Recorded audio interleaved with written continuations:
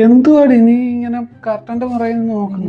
മിണ്ടാതാണ്ട് അവിടെ ഭയങ്കര വഴക്ക് നടക്കുന്നു. എന്നും ആ വീട്ടിലങ്ങ് ഭയങ്കര വഴക്കാണ്, ഭയങ്കര വഴക്ക്.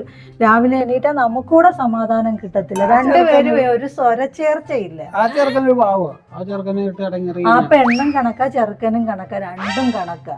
ഒരു സ്വരച്ചേർച്ച ഇല്ലാത്ത രണ്ടുപേരും. സാധു ചെറുക്കൻ, അവനെ കൊണ്ട് ഇങ്ങനെ എന്തൊക്കെയാ. ഞാനിങ്ങനെ ഇരുന്ന് ആലോചിക്കുവായിരുന്നിക്ക, നമ്മള് തമ്മിൽ വഴക്കിട്ടിട്ട് 5-6 മാസമായില്ലേ.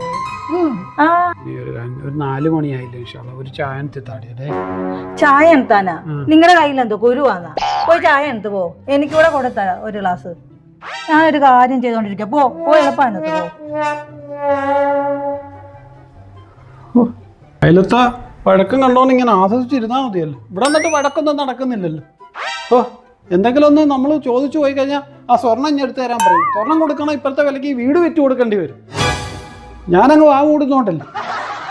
ഒരു കാര്യം ചെയ്യട്ടെ, സ്വർണത്തിന് വിലയൊന്നും പറയട്ടെ, ഞാൻ എന്നിട്ട് കാണിച്ചു തരാം. അയലത്തെ പെണ്ണുങ്ങൾ ഇങ്ങോട്ട് നോക്കിക്കൊണ്ടിരിക്കും, ഞാൻ കാണിച്ചു തരാം.